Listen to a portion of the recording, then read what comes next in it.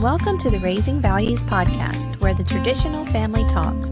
You can find us on iTunes, Stitcher, and Spotify, and be sure to follow us on Facebook and Instagram. You can support the Raising Values podcast through Patreon. Phil and Gillian are behind the mic, and we hope you enjoy the show.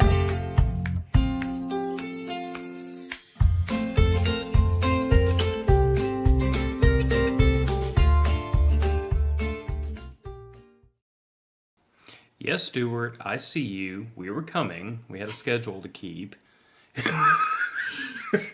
Hurry. Stuart's here. We have to start. All I'm saying is, I don't know if y'all realize it out there, but when y'all start commenting before we've actually gone live, we can still see that. So yes, I'm aware that you've had your coffee and was ready for me to start. We just weren't quite ready yet. No. But welcome to Raising Values. Welcome back. Raising Values. Good morning, Stuart. I'm glad you have your coffee and you're here to start with us. Keep us going. Keep us on our toes. Oh, he does that. Now I'm getting text. Oh, it's not. Okay, it's not him. He's not even watching. Oh, that's funny. Anyway. So today's episode is about transitions. And this is one of those topics that, I'm not sure how exactly we arrived at doing this today, but we were having one of those walks around the neighborhood, getting some exercise, talking, and somehow it popped out. I don't know. I told you I was in my bathroom, not using the bathroom, but I was in my bathroom, and then all of a sudden the word transitions just came loudly to my head, and I thought, well, yeah, we could totally do that, because I feel like this has been the summer of transitions for this family in many, many ways. And so I just thought we could really expound upon that. And so there's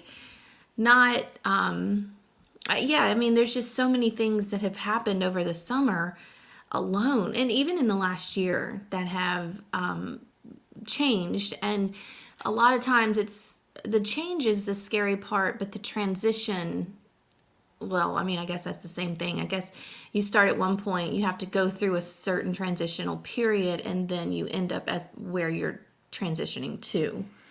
So we're just going to talk about that today, because my Lord, has there been transitions this summer? Mm-hmm.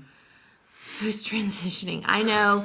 I thought about that this morning whenever I saw the banners and all that stuff. I was like, dang it, this is going to be somebody's going to be like, oh yeah, who's transitioning? No one is transitioning in this house. And that we're talking about life transitions. I guess that's a life transition too. But I've decided to change my pronouns.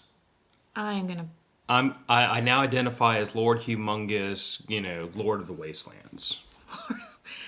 Okay, we're going to move on. Road Warrior.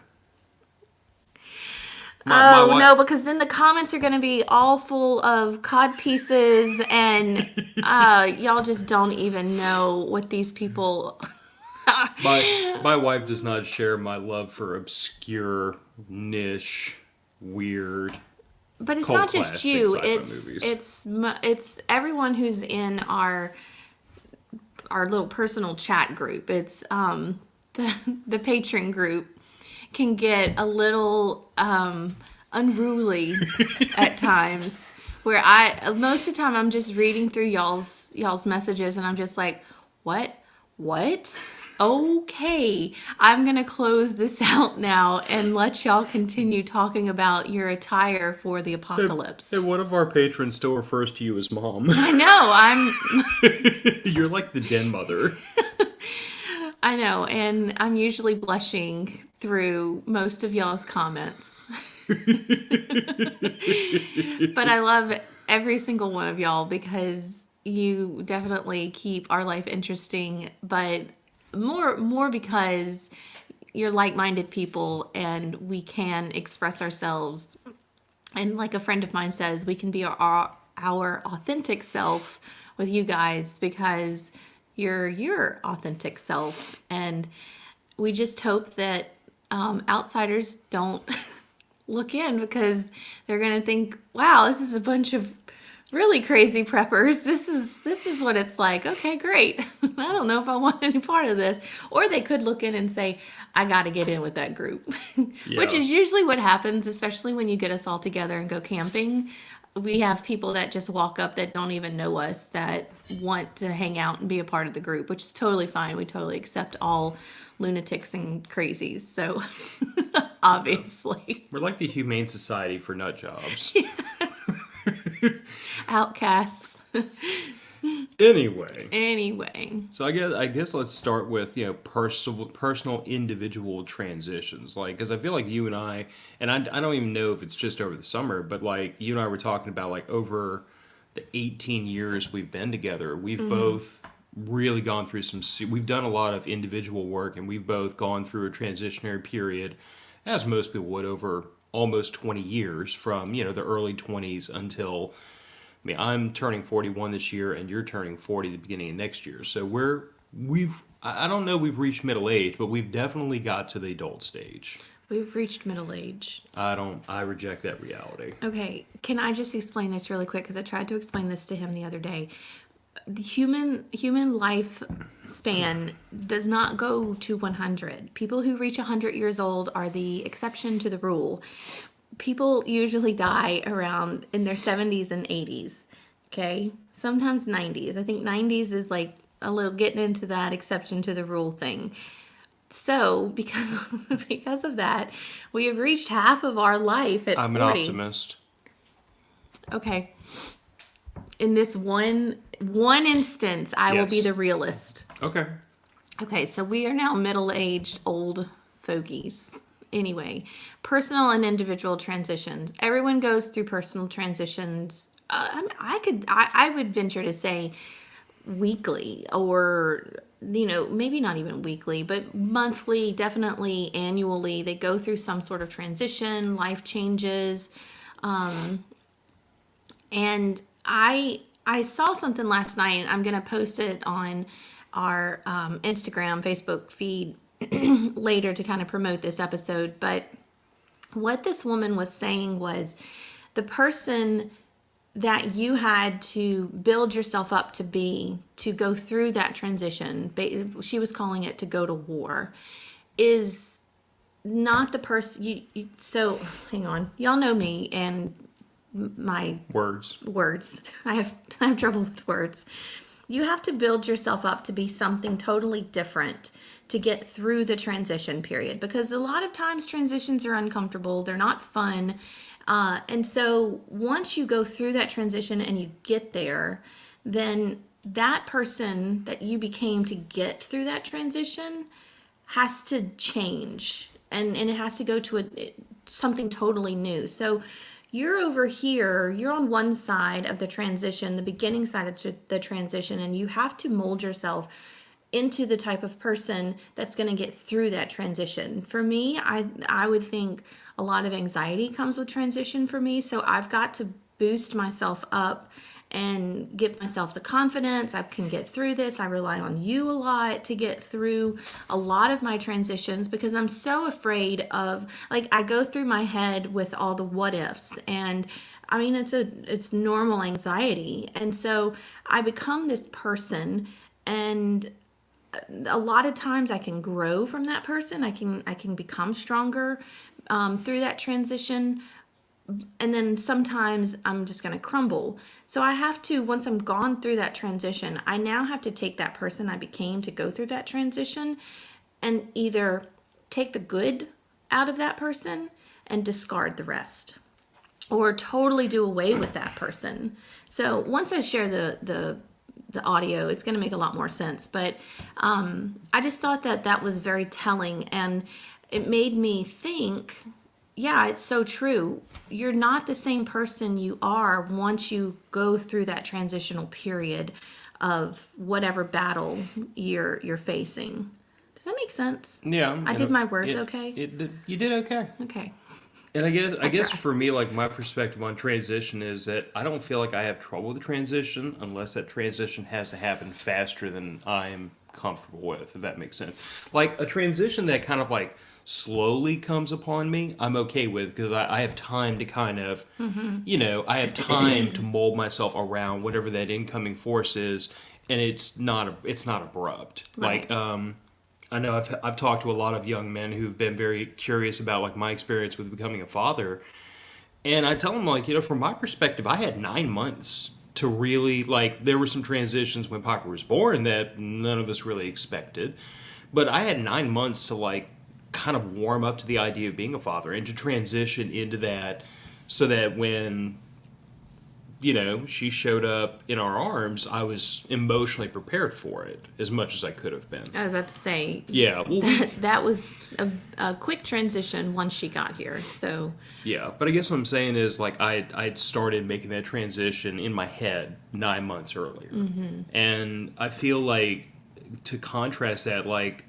when I had to transition out of a military mindset, that was difficult because when I came back from Iraq, I had already started that process of like trying to reintegrate back into society. And like this is something that in the military community is talked about very often, especially in the reserves and the National Guard, because those soldiers, because they're only part-time active duty, they do have to transition back to the civilian cycle so many times, as opposed to active duty, which is usually, you're in ostensibly till you retire, and then you transition out of the military to the civilian sector one time, and you're done. Yeah. Or even a lot of them, they usually stick around in like the contracting world or federal service or law enforcement, something that's so military adjacent. They don't even transition; they just change uniforms, basically. Yeah.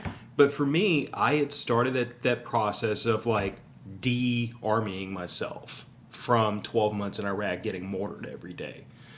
And then Katrina hit, and I was right back on orders, hearing small arms fire in the friggin' city, and I was right back into a military environment with that same tempo, the same, I don't want to call it like discomfort, because it wasn't a horrible experience from a living conditions perspective, but it wasn't home. It was, once again, I've got, my father, God knows where, all over New Orleans working. I've got my mother, my brother in Texas. You're in North Louisiana. My friends, I don't even know where. I don't know where any of them were, except for a couple, until about 6 months later when this all really boiled over. Like my life was once again completely uprooted and thrown up into the air, and I feel like that made when the time finally came that I was really out of the military and I tried to go back into college, and you and I kind of resume where we left off with dating.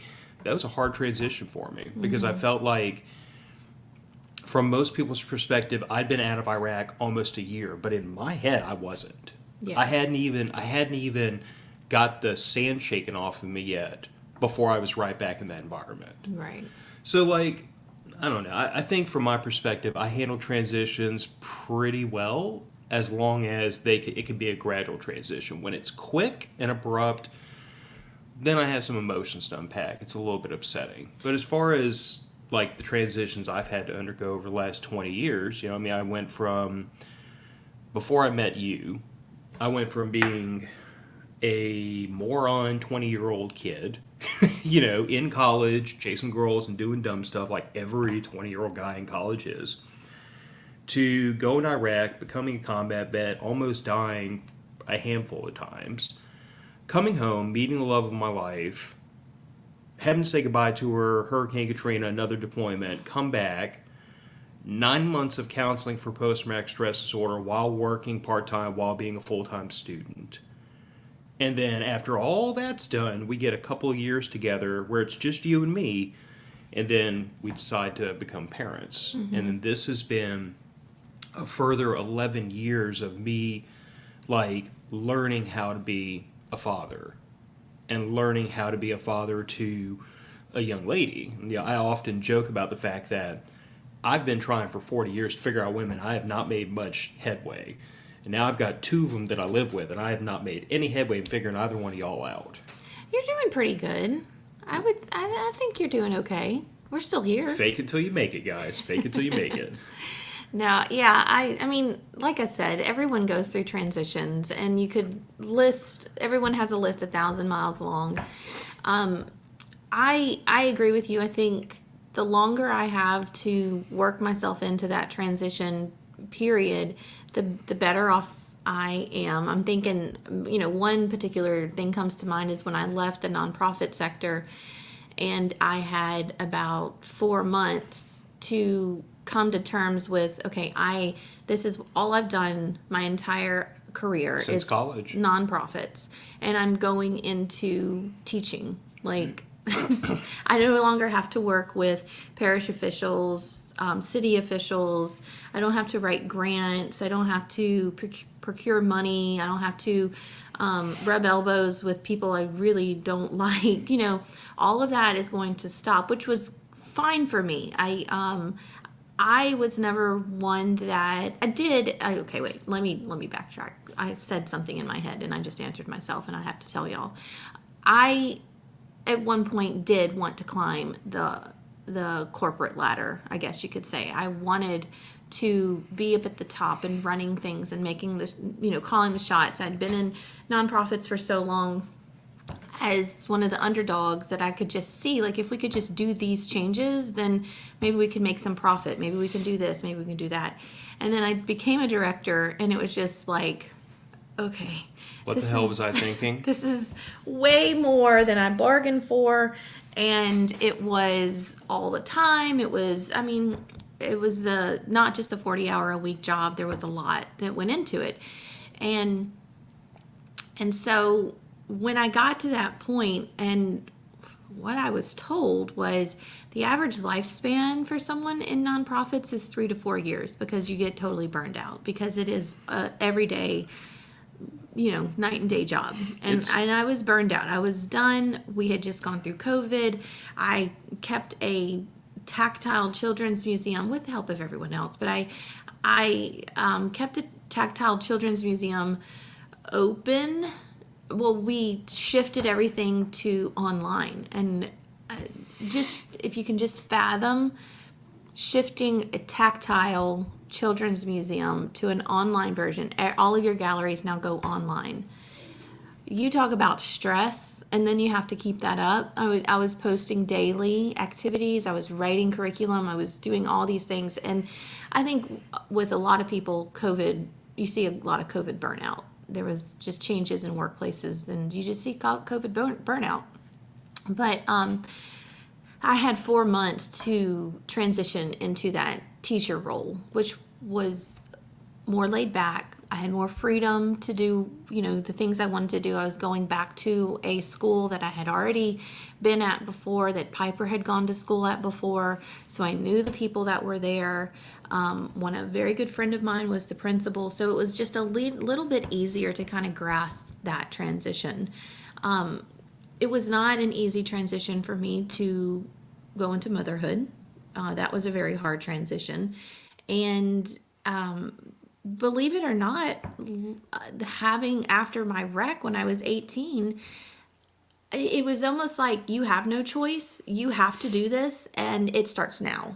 It was the minute my car hit the tree, that was it. Your transition, it's over with. This is your new life. Get used to it. And I was ready. Like, I was prepared. As soon as the ambulance got there, I knew the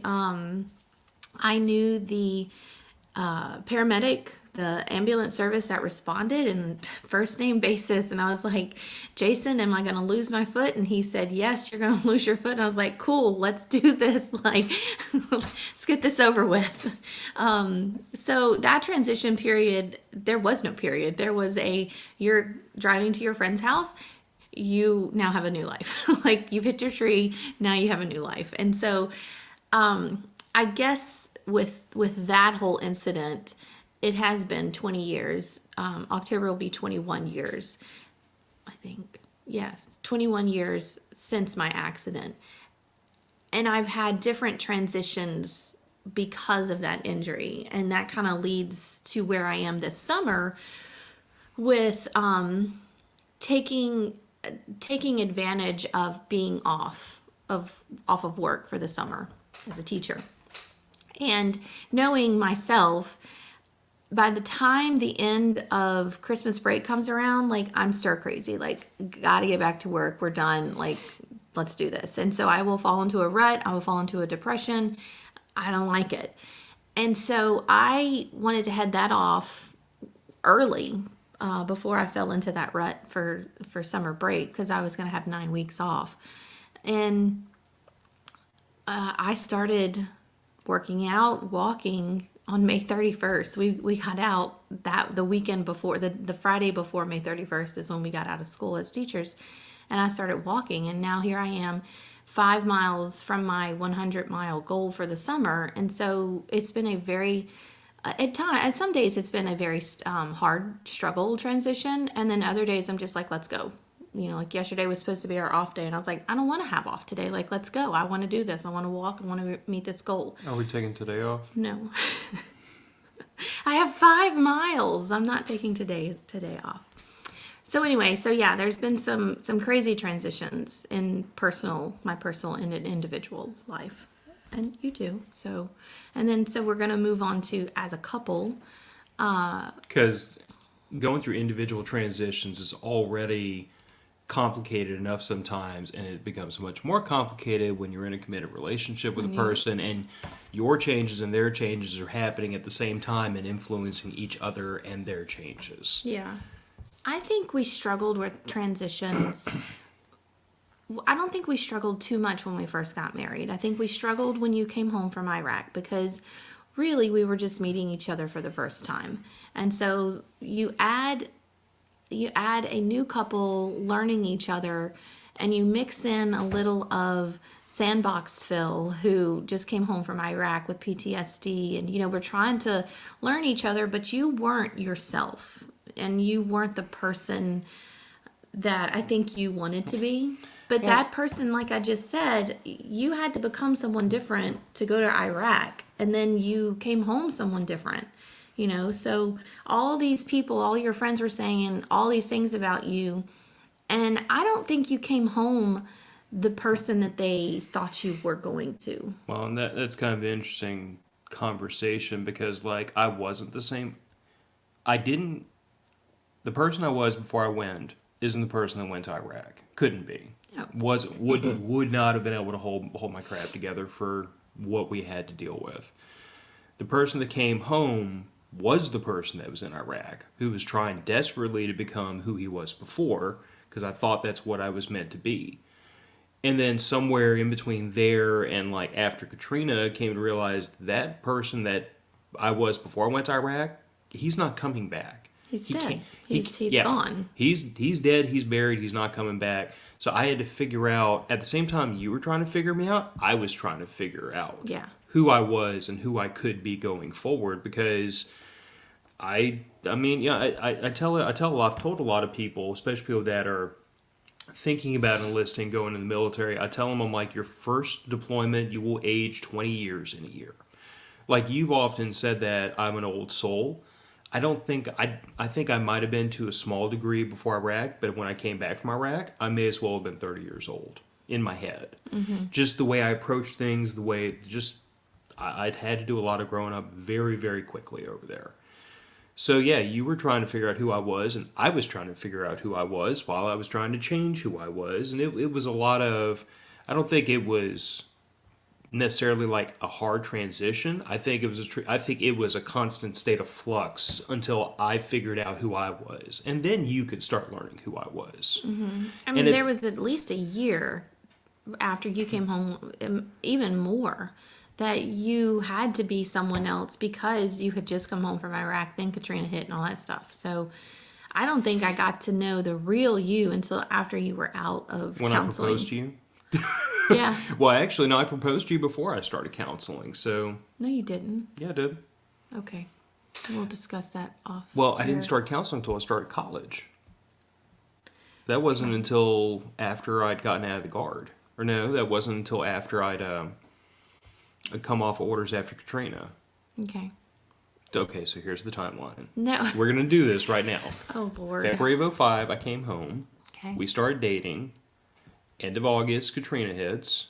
I go back on orders. I was about to start college at University of New Orleans when Katrina hit.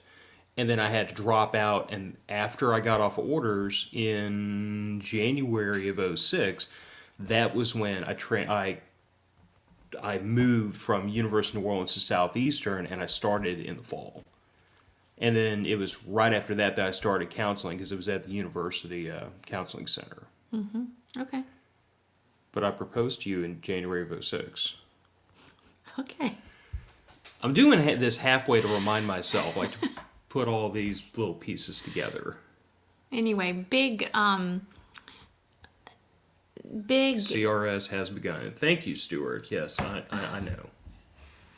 big transitions for us as a couple were obviously when you first start dating. The next big transition for us was when we got married, because I had a total mental breakdown when we got married. Fair. I mean, most people would have a mental breakdown being married to me. That's not why I had a total mental breakdown. Anyway, and then after that was becoming parents. So all of these milestones in our relationship, those big transition moments, were where I think we had, not difficulty, but definitely growing pains, definitely losing our old self to become this new person. And you have to do that. I'm no longer single and ready to mingle. Now I have this guy that I'm committed to, and then now I'm married to this guy, and now I've had a baby with this guy. It's kind of like those are big milestone transitions. And at the same time, all these individual transitions are happening in the ecosystems that are you and me. It's changing our relationship together. Because after a couple years after Piper had been born, you said something that kind of stuck with me, and you said, "I'm not the person I was back then," and I had to relearn who you were and figure out all over again how to be married to this person. I am not the person you married. I'm not the person that you dated. I'm not the person that I was when Piper was born. I'm not the person I was 4 years ago. You know? So I guess what I'm saying is, what I'm pointing out is every time you went through a transition, it changed the dynamic of our relationship a little bit. It changed how we interact with each other. Because I have to relearn occasionally how to communicate with you or how to approach different things with you, because 10 years ago, Gillian would have reacted a certain way to a certain thing, and that doesn't happen anymore. So it's like, okay, I know what end result I want. I don't want screaming, yelling, and crying. I want just honest communication. Don't scream, yell, and cry. Who y'all gonna believe, me or her? Honest communication. Every married man in that audience just pointed at me. All of them. All of them? All of them. Okay. I do The cry. comments are coming in. I do cry. And Yes, Stuart, for the better. I would say that both of us have definitely changed for the better. I mean, I know at least on my side I've become. yes. I always had this personality when I was younger of, I was a very impatient person, but I was impatient, but my reaction to me being impatient was I'd burn my wick at both ends and kill myself and get 4 hours of sleep. It's how they got through college. I was working almost 60 hours a week and a full-time student. I slept 4 hours a night. I studied in between aircraft landing on my ramp at work because I was working at a fixed base operator at an airport. I killed myself. I didn't sleep much. I tortured myself because I didn't want... We were not in a position where I could work less because we had an apartment, we had bills, we had stuff to deal with, and I was paying for my own tuition. And I didn't want to drop down to being a part-time student and then take even longer to get out of college. So I said, okay, I don't want to wait, and we really can't compromise, and I want this to happen. So the thing that got sacrificed was me. And what's the biggest transition I've undergone, which I know has affected us as a couple, is I've become, I wouldn't say this limitless well of patience, but I've become a much more patient person. I see long-term goals that are 20-year goals. And I'm like, okay, it's going to take 20 years. Cool. I got to grind for 20 years. I'm not going to kill myself. I'm not going to get a second job. I'm not going to do crazy stuff. I'm not going to do the things that are unhealthy. I know that if I stay this course for 20 years, I'll get where I want to get. And that is a level of patience I could not have even thought about when I was 20. There's another audio thing going around on social right now, which I'm going to use as soon as I hit my 100-mile goal, and it's called aggressive patience. Yes. And it's knowing that you have this goal, and this goal is going to take time to get there. And everyone tells you, well, just have patience, have patience. Well, that doesn't mean to stop working towards your goal. It means getting up and doing it every day until you reach it. And so I know that my goal of eventually losing as much weight as I want to lose and then getting stronger and everything else, it's going to take time. And so I have to have aggressive patience to get there, but I have to be aggressive. I have to do it. And, that's what you had to do to get through college and working and everything else. I mean, there was a time in our relationship where I joked, but I said we really just need to have "Hello, my name is" stickers as we crossed each other in the hall when you came home from work in the morning and I was leaving to go to work. It was like we met in the kitchen. How was your day and night last night? Go get some sleep, and then you got to go to school. It was, and I'll see you when I see you. There were weeks where we didn't see each other for days. Yeah, there were some. I distinctly remember some weeks that just the way our schedules and everything lined up. I can remember weeks where we went an entire week from Monday until Monday again without seeing each other awake. And I would by the time you would get home from work and the commute from New Orleans back to where we live or lived at the time, I'd already be in bed. Yeah. Because, I'd get up in the morning, I'd drive to college, I'd go straight from college to work, I'd work 2 10-hour shifts with a 4-hour break in the middle, and I'd sleep on the couch at work for that because it wasn't worth driving, 45 minutes home and 45 minutes back. I just slept on the couch. And I'd do all that. I'd get home in the afternoon. The day after I woke up to go to college. And that's like, 28 hours since I've been home. And I would, shower, eat, do some homework, and go to sleep. And by the time you got home, I was already knocked out. Yeah. And then when I woke up the next morning early to go to college the next morning, you were asleep because you hadn't gotten home as early as I did. We were in this weird limbo where I would see you sleeping in the bed. And that's how I knew you got home safe. Mm-hmm. It was rough. Yeah, there were days because I had to drive past the airport to get home, and I would just go to the airport and hang out with you for an hour. So I'm like, hey, I'm your wife. I know you haven't seen me in quite some time. Can we just kind of sit for a minute and kind of catch up?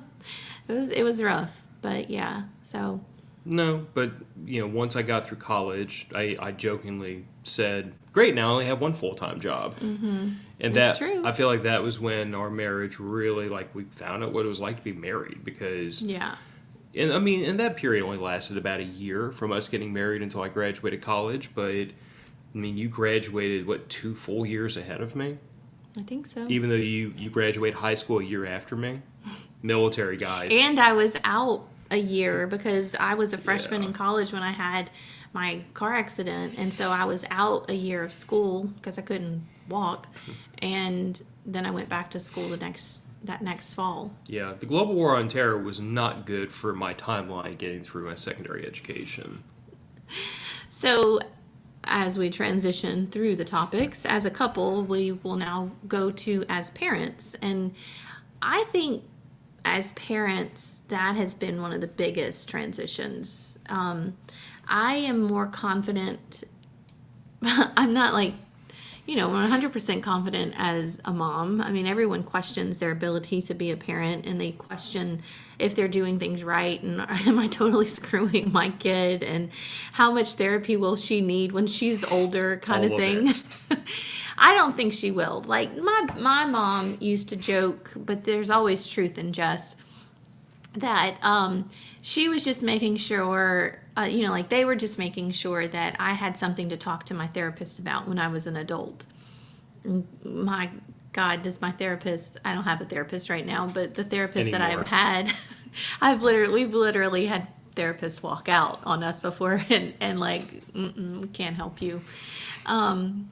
But no, everyone doubts their ability to be a parent. And I would hope for the most part that people try and strive to be the best parent that they can. But my story becoming a mother is not, it wasn't something to kind of shy away from. And it was in your face, and it was terror. I mean, it was like, it was hard.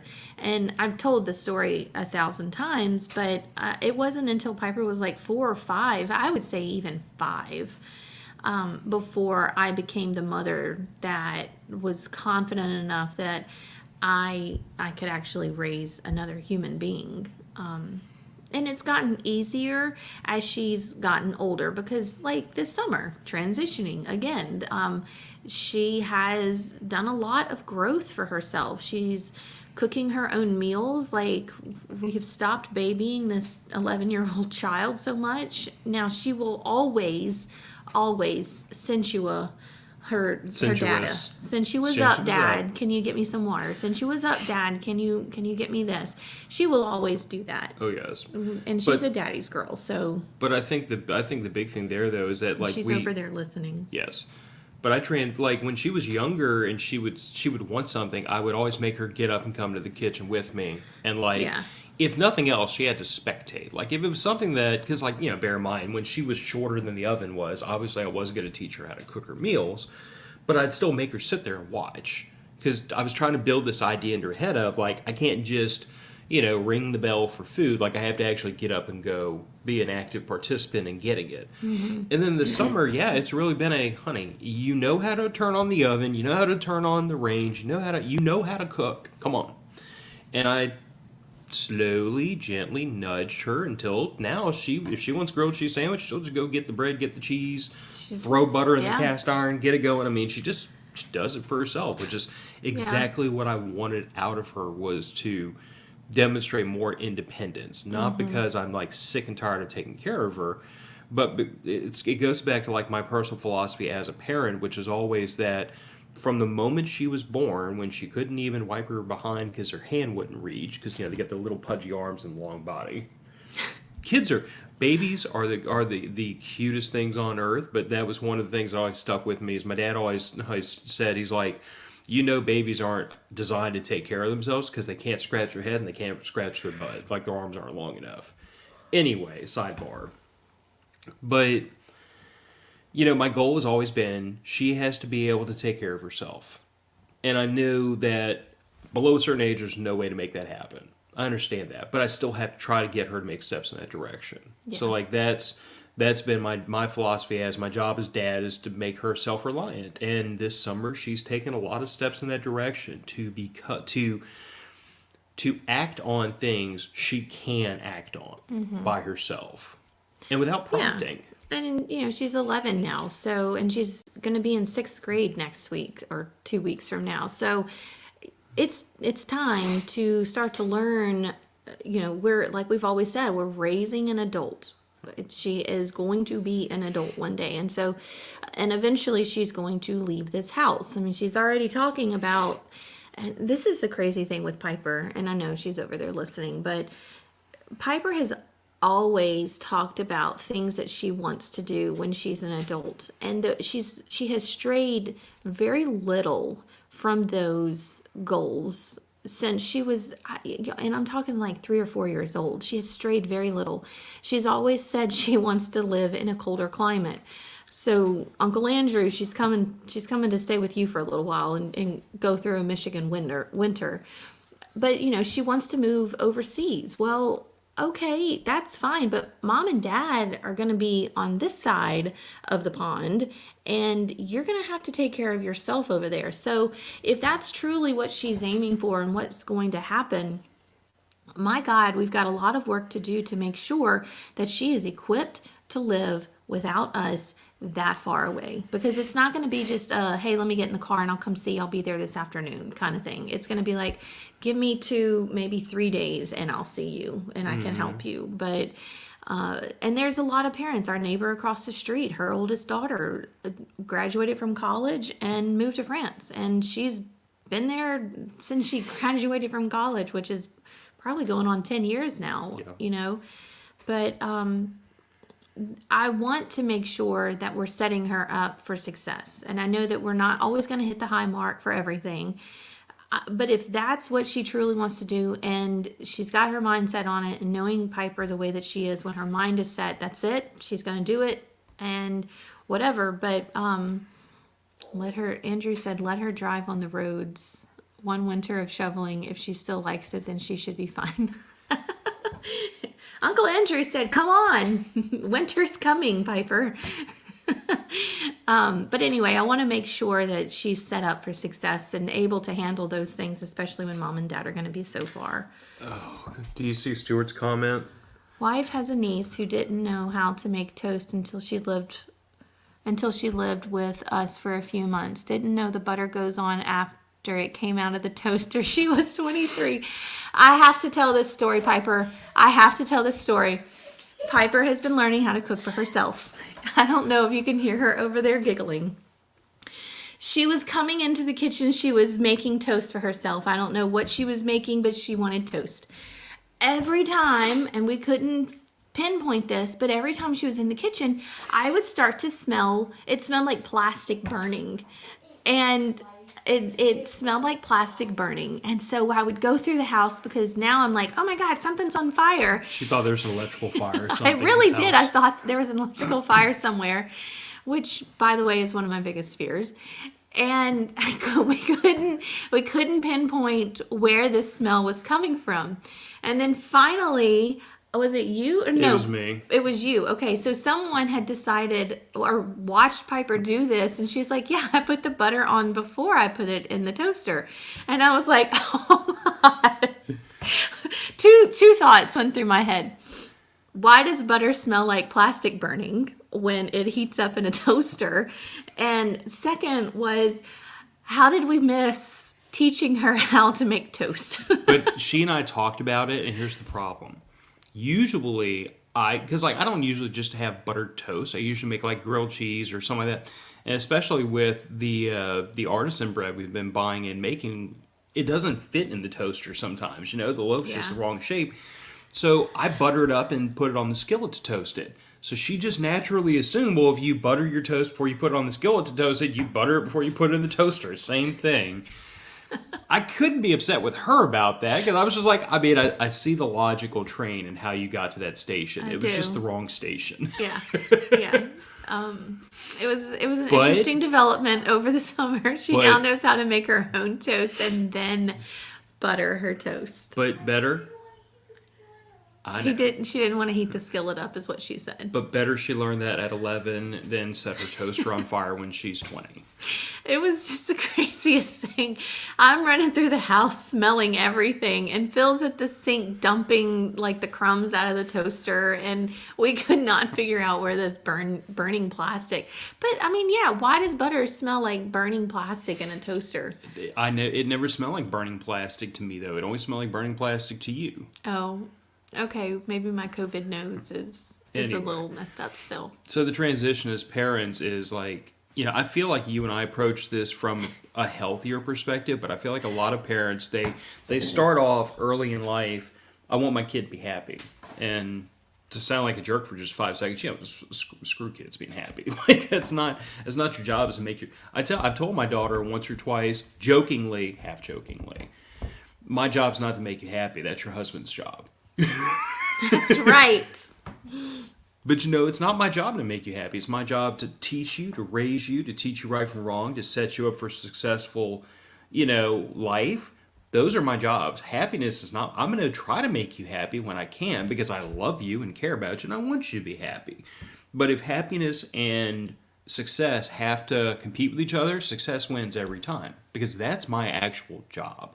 And I feel like a lot of parents, they start off with, I want my kid to be happy, and then at some point they have to transition them and the kid to now you have to learn to be an adult. Yeah. And then they struggle. Well, yeah, because the dynamic of the relationship has changed because whereas mom and dad used to spoil the hell out of me before, now there's actual work that needs to be done and they're not used to it. Yeah. And I feel like we made that transition very, very early. And I feel like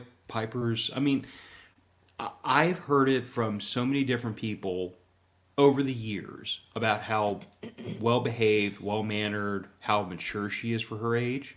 And I not to like toot our horn as parents, but like I firmly believe that is because of the way we raised her. We've made a concerted, and I'm sure some of it is just her because she's a very intelligent child. She's looking at me while I'm talking about her, which is kind of weird. She's usually You can not come in. get on. You want to come say She's hi? usually not in the No? room with us, but she wanted to hang out. But I feel like a lot of that is because we decided early on we were setting out to raise an adult, not a child. And Yeah. she's going to be a child. We're going to allow her to be a child to a degree for some years. But as those years go on, the degree of childishness you got to spin that dial back down to 0 and turn the adult dial up. It has to happen. Well, I mean, don't. It sounds like she lives in some kind of like adult concentration camp over here, but she doesn't. I mean, she's happy. She gets the things that she wants, and I say all the time, but she doesn't all the time, and she has to learn disappointment. What did Andrew say? Parents are too concerned with being their kids' friends and not a parent. I'm not a parent, but from observation, it's a balancing act. So, just like a really quick segue, our school a couple of years ago did a survey for parents in what did they want from the school for their children. And all of the top answers were, I want my kid to be happy, I want them to be nurtured, I want them to be, all of these like emotional, all the emotional things were up at the top, and all of the educational things were at the bottom. And yes, you have to meet a kid's emotional needs. You have to teach them how to process their emotions. I mean, they're going to have emotions. They're humans. And that's one of the things I told Piper the other day. She was struggling with an emotion that she was having. And, emotions are hard. And we have to teach our kids how to deal with those and cope with those. And that's one reason why we did the whole coping episode a couple of weeks ago or last week. But, at school, we're not, my personal opinion is, yes, we will take into and factor in your children's emotional needs. We'll make sure that they're happy, but we're there to do a job. And if you want your child to succeed in high school, once they move on from this school, they have to learn the education part. But I think that is just such a generational thing right now, and I can't quite pinpoint. I guess it's the millennials who are having, Yes. it's the millennials who are raising their children, making sure that all of their emotional needs are met, and then everything comes second, third, fourth. And that's just not, I mean, you're really setting your child up for failure later in life. They're not going to know how to handle not getting selected for the job. They're not going to know how to handle disappointment from friends or family or whatever. I mean, it's just, we're not doing them a service by just catering to their emotions. We Yeah. have to teach them the hard stuff. And I, not to disagree, but like just to balance that statement, I do think teaching kids how to process emotions is important. Like Piper and I were talking last night because we had some emotions to unpack, and I explained to her that I'm not going to get into specifics. I don't Right. want to embarrass No. her, but like I did explain to her, I'm like, like my job, yes, is to teach you how to be an adult. Part of being an adult is learning how to deal with your emotions, like how to accept them, how to process them, how to understand them, and how to express them appropriately. Because I'm like, if I send you out in the world and because of your behavior, the way you act around others, nobody wants to be your friend, nobody wants to be your boyfriend, nobody wants to be your husband, nobody wants to be your coworker, nobody wants to be your employee, like nobody wants to be around you because you're just unpleasant to be around. That I have failed as a father. And I know that kind of sounds like hippy dippy, like, oh well, it's not my job, my job to make my kid likable, but I'm like, but it kind of is. Yeah.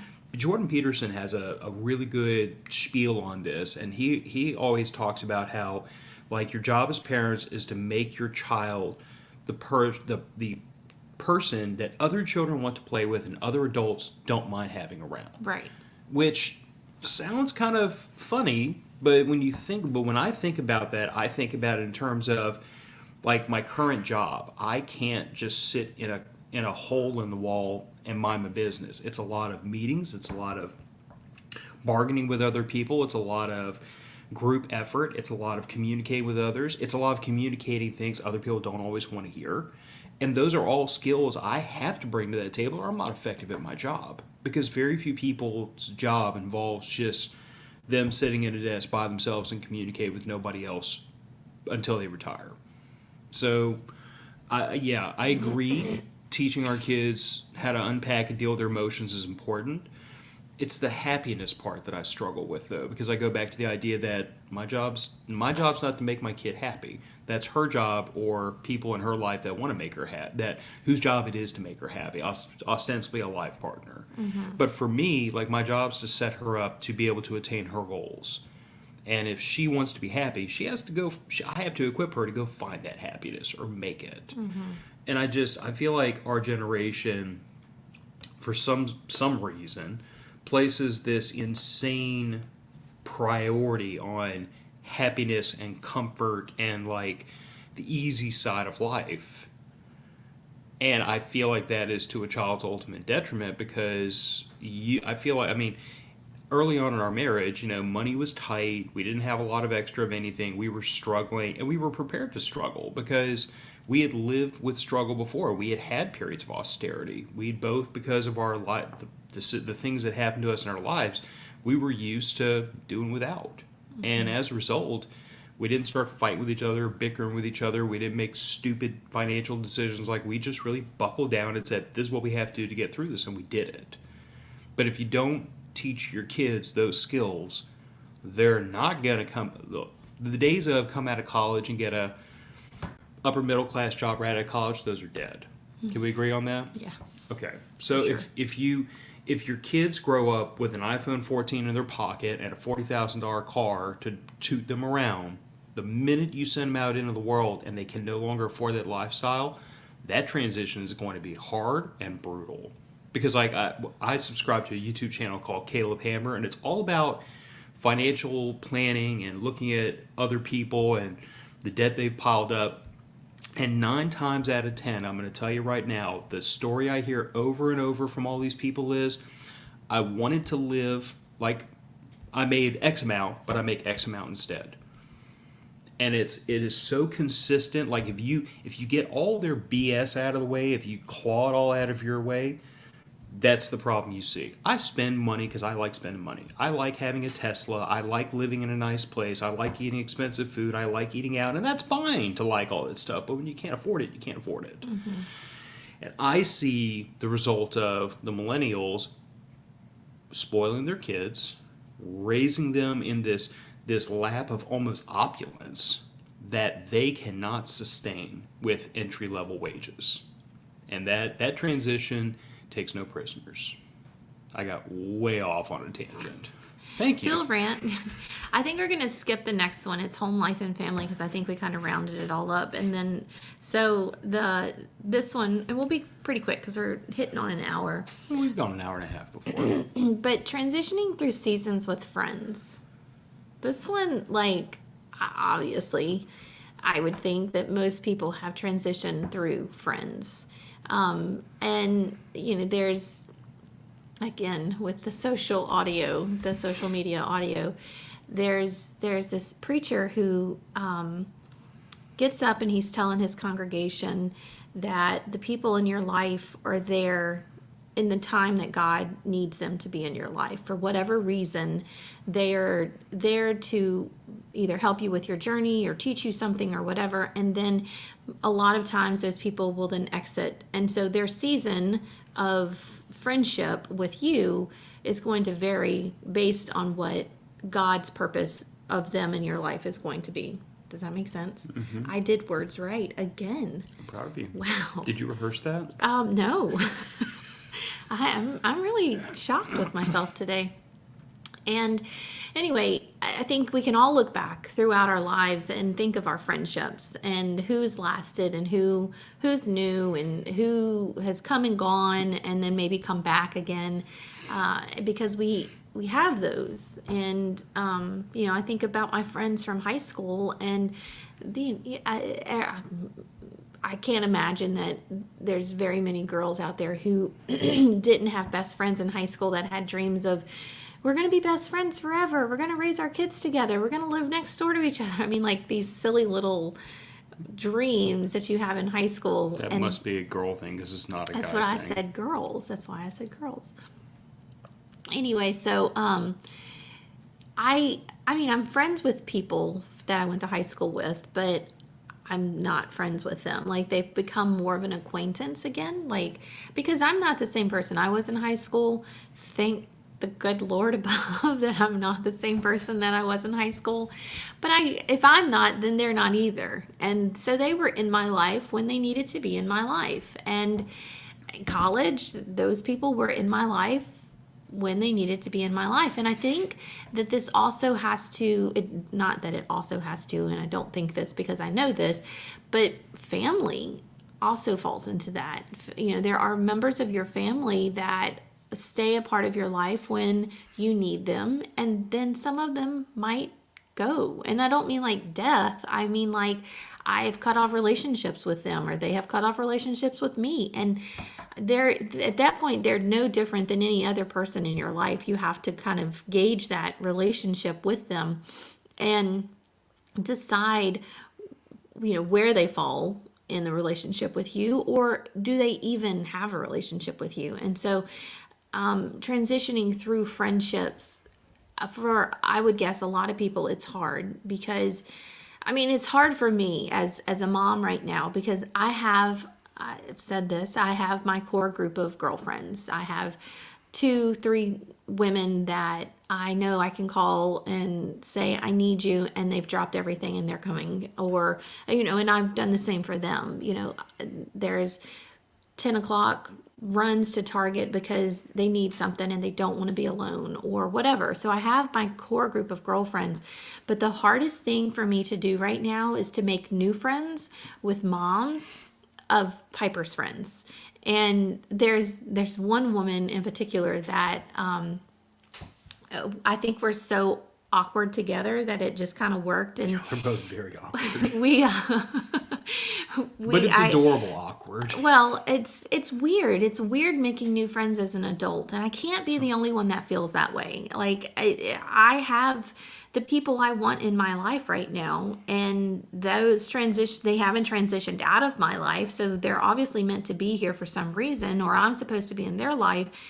But making new friends as an adult is hard and it's awkward. And finally, we just what did Stewart say? Those bad relationships in college were so Phil would look good. Let's not go there because that was a stupid time in my life too. So anyway, making friends as an adult for me has been hard, and then transitioning into new friendships has been very hard. There was one point with this woman that I was picking up, you know, her daughter to go bring her to camp, and she came to the side of my car. We talked really quick, and we both just were very blunt. We were just like, look, I'm awkward. I'm awkward at this. I don't know how to be a friend. I don't know how to make friends. Kind of thing. And that was what broke the camel's back, and it was just kind of like, okay, now we've gotten past the awkward stage, we've gotten past this, you know, hump in the road kind of thing, and now we can be our authentic self kind of thing. Yeah. And me, on the other hand, like, I'm a hermit. Yes. I'm a hermit and a curmudgeon. And I don't mean that in like I guess, kind of a self-deprecating way, but like, I have I would call it a very small group of friends, you know, and it's not like I am averse to making new friends. I'm very, very, very guarded about myself. Like there's a certain level of information in myself I'm willing to share with somebody, and then once you hit that ceiling, that's it. That's as far as it's going to go. And I have to be really comfortable with somebody to let them in any further than that. And you know, quite frankly, my opinions and my lifestyle and so much of me is just so conflicting to most other people I meet. I've just kind of resigned myself at a certain point to where, like, I'm always going to have a very, very small friend circle, and I'm kind of okay with that. But I've always been that way, even since childhood. If all the other kids wanted to play something and I didn't want to play that, I'd just go sit and do my own thing by myself. Like, I've always, it's not like I was a loner. I was just very comfortable with being alone because I would rather that than be in the company of people I didn't want to be around. And like I expressed that to you, especially when we started dating, like you need to understand I'm here because I'm interested. I'm not here because I just can't stand the thought of, going to my deathbed by unmarried. Like I could take or leave this whole being married thing. I'm here because I want to be. So because of that, because of my personality and just the way that interacts with most people, like I have this weird thing, and probably my best friend has expressed the same thing. It's probably why we get along so well. But like we both have this weird thing where like we'll suddenly realize like, hey, I haven't talked to so and so in like 6 months, and just call each other up and like we'll go do something, and then we might talk to each other in a couple weeks, and it might be 3 or 4 more months. Like we're both so comfortable being alone that we don't think I haven't talked to this person in a long time. And that's very off-putting to a lot of people I meet. Like a lot of people are just like, "Damn, Phil hasn't talked to me in like 6 weeks. What's the matter with him? Why is he angry at me?" And I'm like, "It's not like I'm angry. I'm an idiot." I wouldn't think so. You have priorities, and Yeah. it's out of sight, out of mind kind of thing. Yeah, but I guess that's what I'm saying. Like for me, I find that when I find those really, really close friends that make it above the acquaintance stage, I do make an effort to like it may not be regular communication, but I do make an effort to keep them around. But there have also been people that I've had to let go of because, like I'm at a point in my life where I have a family and I'm building something and I'm working on myself and I want other friends that encourage me to be better.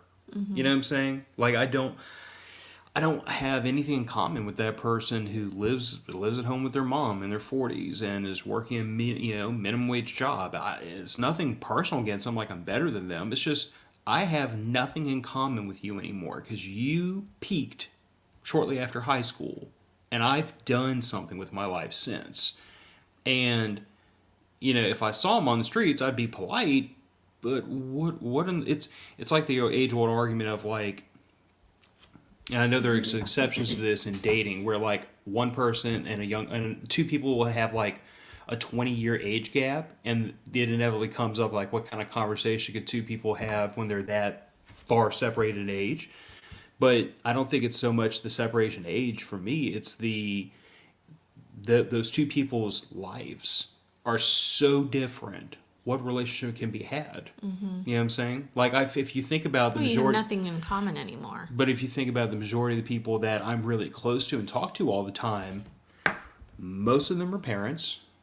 Most of them are married. Even the ones that aren't married, they're building themselves, working on themselves. They have careers. They're at the same point of their life I'm in. We're all within a range, close to the same part of our lives. And that shared experience, I can share that with them and I can tell them, hey guys, this is what I'm dealing with, and I can get all these different perspectives and I can get them encouraging me to do better. And I can't get that from somebody who just seems, from my perspective, to have kind of given up and quit. Yeah. So, yeah, I mean, transitioning through seasons with friends, it's hard sometimes. Sometimes there's some guilt, not for me because I don't feel guilty about much, but I can understand where there would be some guilt for some people. They would feel like, I feel guilt sometimes when I have to make the decision that these people are no longer healthy. They're not providing anything positive anymore in my life. And I get to the point when a relationship with someone is more work than it needs to be, that it's time for me to cut my losses. Like the season is over and now we're moving on, because I have so many things that I have to put my energy towards. And I tell my best friend this all the time. If you are giving someone your energy, they have to return that same amount of energy in order for it to work. Like you cannot continue to give energy to someone that's not going to turn around and give it back to you. Because at this point in her life, she has just enough energy to give to the things that need the energy. And a lot of times, because I know my best friend, she is going to withhold energy from herself to give to the things and the people that need energy from her. And I have to chastise her about that too. But there are things. you've done that too before, though. Oh, I know.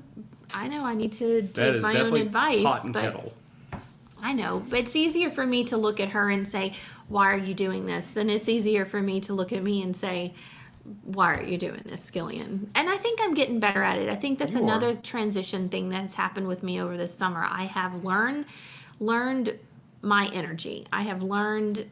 I know I'm going to sound like such a hippy dippy right But now, you are. but you only have so much energy in your daily life, in your whole life. Like this is all you have, and you have to account for what you have and what you can give away. And through the things that we have had to go through this summer, with people in our lives, I have been very guarded about where my energy goes. And it's easier for me to look at someone else and say, "Stop giving your energy away. Stop." Like you have to be thoughtful about where this energy is going to go, and are you going to be replenished once you give it away? Is this person going to replenish your energy?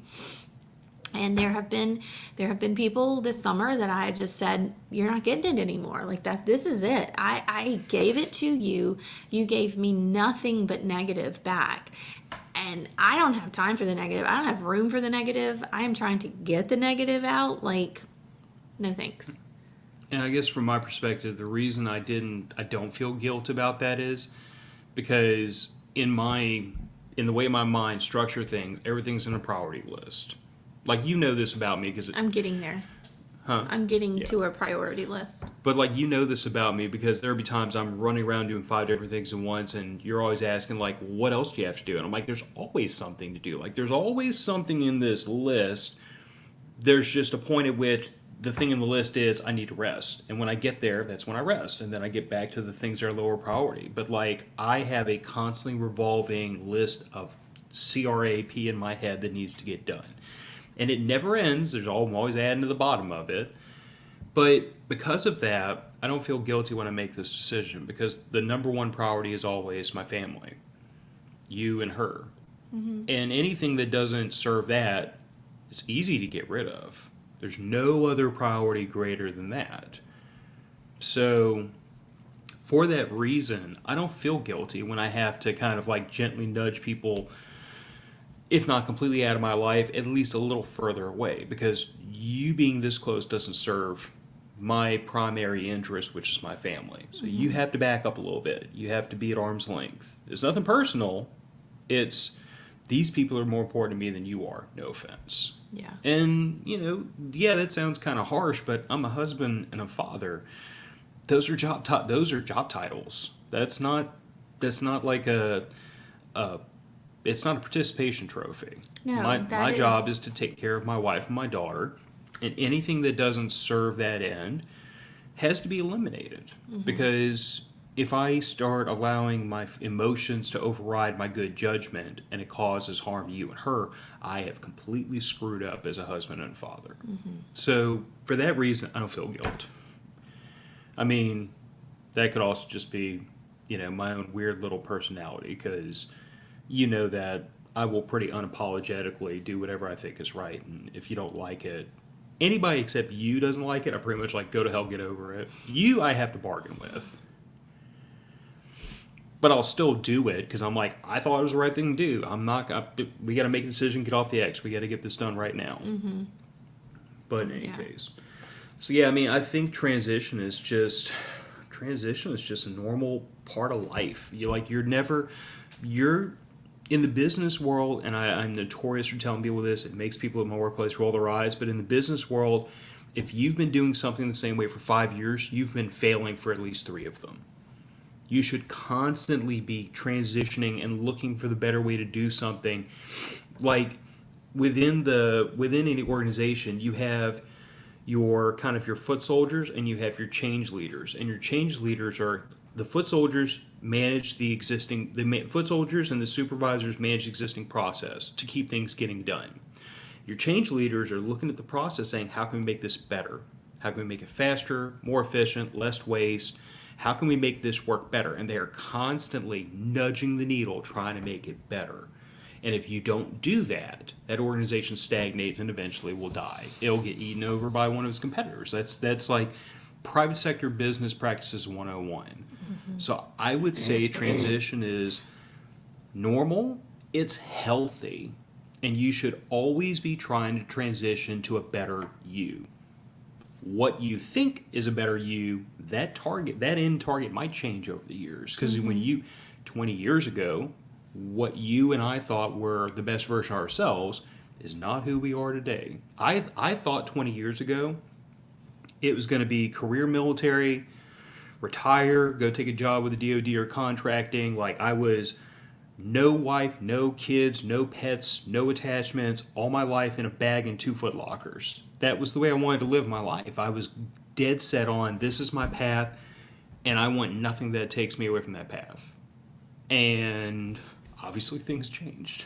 You met me. Well, when I met you, I very quickly warmed up to this idea of there's something that appeals to me more in my life than pursuing this career that I've set myself upon.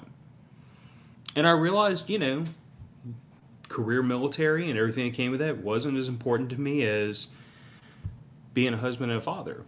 But I guess to my point, I've always been in transition to what my goal was. But that goal rapidly changed directions at a certain point. And even now that I'm still kind of heading toward the same ultimate goal, I'm not always taking the same path to that goal I thought I was going to take. Yeah. And I feel like your goal has changed too. Mm-hmm. But that is what I would offer to the audience, is that there's no point fighting against transitioning. There's no point to it. You're going to, whether you like it or not. So you might as well just embrace it and start doing the work to transition to whatever your endpoint is going to be. And I know that change is difficult and frightening for people, and it makes you nervous and it's uncomfortable, but it is almost always for the better, as long as you're transitioning to the best version of yourself. Yes. Now, who sounds like the hippy dippy? As long as that's happening, then yes, then it is a good transition. But there can be bad. But anyway, I think that's a good place to wrap it up. I do want to I do want to pull that one comment that Stuart says, transition from no 338 to got 338. One day, this lady is going to save up all the money that she can to make that transition happen. That's been a goal for Phil for a long time, and I want to help him get to that goal because I love him so much. Yeah, but then I bought that other thing recently, which cost. I didn't say it was gonna. I didn't say you were gonna get it this year, next year, that could 5 years. That could be a retirement gift for me. You got about 20 years. Okay, well, thank God, because that's gonna cost some money. Hopefully, I still have a shoulder by then. All right, guys. Well, thank you for watching, listening, and being a part of the show. We always appreciate that. Really quick, going to do one quick plug for Matter of Facts podcast, and that they are going to be at Prepper Camp in September. I know we said this last week, and we will probably say this until September. So be sure to go like the Prepper Camp TM is what the name of the Facebook page is. That way that you can get all the info of what's going to happen at Prepper Camp. I am super jealous and super sad that I will not be at Prepper Camp this year. It is one of the best experiences that I have had, and a lot of that is probably because we are around our group of people that I love so much. But check them out. Phil and Andrew will be down in the vendor stand, and they will be doing live shows on Fridays and Saturdays that you can see, and then you can be a part of the show as well on Friday, Saturday, and Sunday. So if you are there in beautiful Saluda, North Carolina, North Carolina. It's like this close to South Carolina, though, so honest mistake. So go check them out. But Prepper Camp, Matter of Facts podcast will be at Prepper Camp again this year. So, but not Raising Values. Raising Values be there with us in spirit. Yeah. Half of Raising Values. Anyway, all right, guys. Well, thank you so much for watching and being a part of Raising Values, and we'll see you next week. Bye, y'all. Bye.